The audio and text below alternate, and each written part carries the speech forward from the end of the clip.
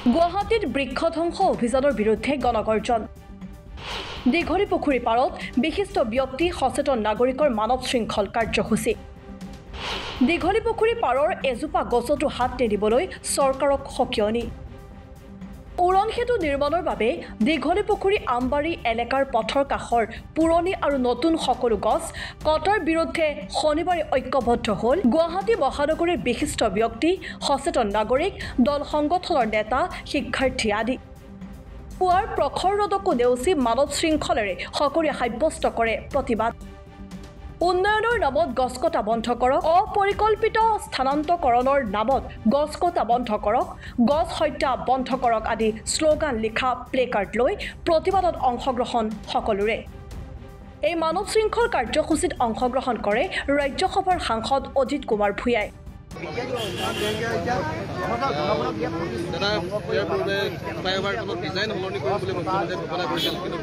মুখ্যমন্ত্ৰীৰ ঘোষণা মুখ্যমন্ত্ৰীৰ প্ৰতিশ্ৰুতিৰ কিবা মূল্য আছে নেকি মই অজস্ৰ উদাহৰণ দাঙি ধৰিম তেওঁৰ প্ৰতিশ্ৰুতিৰ কথা তেওঁৰ মানুহক দিয়া আশ্বাসৰ কথা এইবোৰ কথা তেওঁ কোনো গুৰুত্ব নাই তেওঁ যেনে তেনে ক্ষমতাত থাকিব লাগে আৰু তাৰ কাৰণে মানুহৰ বিৰুদ্ধে সমাজৰ বিৰুদ্ধে যিমানখিনি কৰিব লাগে তেওঁ কৰিবলৈ প্ৰস্তুত সেইকাৰণে আমি কওঁ যে গণতান্ত্ৰিকভাৱে নিৰ্বাচিত এজন মুখ্যমন্ত্ৰী হৈও তেওঁ এজন আজি একনায়কত্ববাদী এজন ফেচিষ্ট নেতা যি মানুহে গছ কাটিব পাৰে এনেকৈ নিৰ্বিবাদে মানুহৰ কোনো প্ৰতিবাদলৈ কাণ এষাৰ নকৰে তেওঁ কেনেকুৱা মানুহ হ'ব পাৰে গছ থাকিলে মানুহ থাকিব ভূপেন হাজৰিকাই গাইছিল আজি সুপ্ৰিম কোৰ্টে কৈছে যে এজন মানুহক হত্যা কৰাতকৈ ডাঙৰ অপৰাধ গছ কিয় কৈছে কাৰণ তাত আমাৰ সংস্কৃতি তাত আমাৰ জীৱন তাত আমাৰ পৰিৱেশ এই সকলোবোৰ জড়িত হৈ আছে শতিকাজোৰা গছবোৰ কাটি পেলাইছে কথা নাই বতৰা নাই মানুহৰ প্ৰতিবাদৰ ওচৰত তেওঁ অলপ সেয়া হ'বলগীয়া হ'ল কৈ পেলাই আকৌ তেওঁ সেই বেয়া কামলৈ গুচি গ'ল কাৰণ তেওঁৰ মানসিক ভাৰসাম্য হেৰাইছে আৰু তেওঁ কি কৰিছে তেওঁ নিজেই নাজানে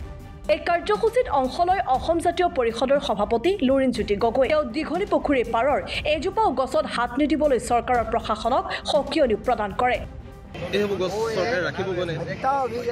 জনগণে কৰা আশাটো তেওঁ সদায় মানে ওলাই কৰিছে আশাৰ বিপৰীতে জনগণৰ চিন্তা গণতান্ত্ৰিক কণ্ঠৰ বিৰুদ্ধেই মুখ্যমন্ত্ৰীয়ে সদায় কাম কৰি আহিছে ইয়াত গছ গছনি প্ৰথমে কাটিব লোৱাৰ সময়ত প্ৰতিবাদত সেৱ মানি তেওঁ ইয়াৰ যিখন অভাৰব্ৰিজ হ'ব এইখনৰ ডিজাইন সলনি কৰাৰ কথা কৈছে ৰিডিজাইন কৰাৰ কথা কৈছে কিন্তু পিছত ৰাতি চোৰৰ দৰে বিভিন্ন মানে মানুহ লগাই কাটাবৰ কাৰণে তেওঁ সিদ্ধান্ত গ্ৰহণ কৰিলে এক প্ৰকাৰ এইটো এটা প্ৰকৃতি ধ্বংসৰ যজ্ঞ নিজে হাতেৰে মুখ্যমন্ত্ৰী আৰম্ভ কৰিছে এইবোৰৰ কথা মানুহে উপলব্ধি কৰিছে বিজ্ঞানীয়ে কোৱা কথাটো গ্ৰহণ নকৰাকৈ পৰিৱেশবিদে কোৱা কথা গ্ৰহণ নকৰাকৈ মুখ্যমন্ত্ৰীয়ে নিজৰ মন মৰ্জি মতে যিটো বহনক্ষম উন্নয়ন বুলি কয় এইটোৰ কথা গুৰুত্ব নিদিয়ে ছাষ্টেইনেবল ডেভেলপমেণ্ট সমগ্ৰ পৃথিৱীত চলি আছে এতিয়া উন্নয়ন মানে ছাষ্টেইনেবল ডেভেলপমেণ্ট সেইটোৰ কথা বুঢ়া আঙুলি দেখুৱাই নিজৰ স্বাৰ্থ সিদ্ধি কৰিবৰ কাৰণে এনেধৰণে কাম কৰা আমি দেখিবলৈ পাইছোঁ মুখ্যমন্ত্ৰীয়ে গতিকে জনগণৰ যিটো কণ্ঠ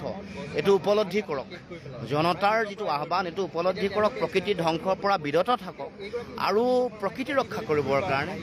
কৰা যিটো গণতান্ত্ৰিক আন্দোলন ইয়াক গুৰুত্ব দি যাতে গুৱাহাটীৰ এই অঞ্চলৰ গছ কটা কামটো বন্ধ কৰে একে সময়তে গছ কটা কাৰ্যৰ বিৰুদ্ধে মানৱ শৃংখল কাৰ্যসূচীত অংশগ্ৰহণ কৰি মন্তব্য আগবঢ়াই বিশিষ্ট নাগৰিক লেখক পৰেশ মালাকাৰে আমি এই গছ কটাযোৰ পৰা আৰম্ভ হৈছে যেতিয়া গাড়ী আহি এইখিনি দেখোঁ মনটো কেনেকুৱা লাগে কি ধৰণৰ উপলব্ধি এটা হয় অনুভৱ এটা হয় এতিয়া মুখ্যমন্ত্ৰীয়ে কি কৰিব বিচাৰিছে নহয় কি কৰিব বিচাৰিছে সেইটোৱেই চিন্তাৰ বিষয় এতিয়া কি এই গছকেইডালে এইখিনিয়ে কি অসুবিধাটো দিছিল তাক কি অসুবিধা দিছিল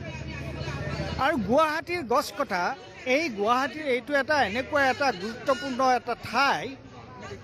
এই ঠাইখিনি কাৰ হিমন্ত বিশ্ব শৰ্মা নে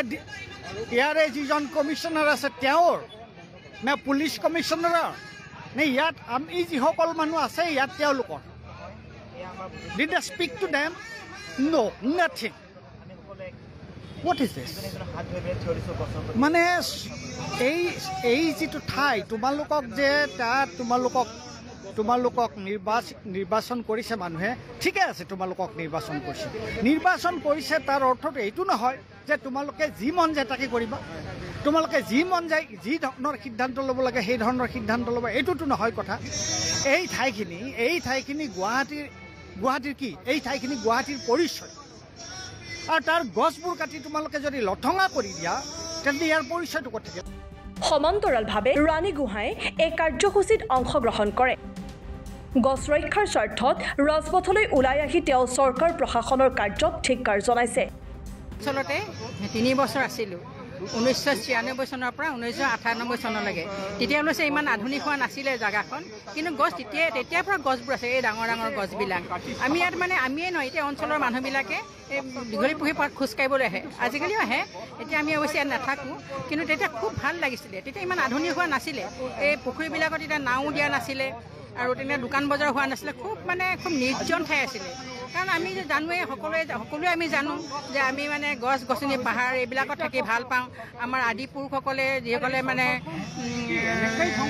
ঋষিমুনিসকলে তেওঁলোকেতো আশ্ৰম পাতিছিলে এনেকুৱা জেগাত এই জেগাখিনি তেনেকুৱা আশ্ৰমৰ নিচিনাই আছিলে গুৱাহাটীখনত কিন্তু এতিয়া সেই আশ্ৰম সদৃশ্য পৰিৱেশ এইখিনি হাৰ্ট অফ দ্য চিটি এইখিনি জেগা যদি এনেকৈ নাৰাখে তেওঁলোকে কি ৰাখিব আৰু আমি এতিয়া চৰকাৰৰ কথাই ক'ব লাগিব তেওঁলোকে এইবিলাক দায়িত্ব লৈছে আৰু মই ভাবিছোঁ যে এই গছৰ ডালবিলাক কাটি দিলে হৈ যায় এতিয়া দেখি এই ডালকেইটা কাটি দিলে হৈ যায় গছডালটো তাৰ কাটিব নালাগে আৰু নিজে মই খুব গছ ভাল পাওঁ মোৰ নিজৰ চানমাৰী ঘৰতো মই গছ বিভিন্ন ধৰণৰ গছ আনি মই ৰুইছোঁ আৰু এইবিলাক বছৰত এবাৰ যদি আমি কাটিং কৰোঁ তেতিয়া আৰু নেক্সট 2 বছৰমান কাটিং কৰিব নালাগে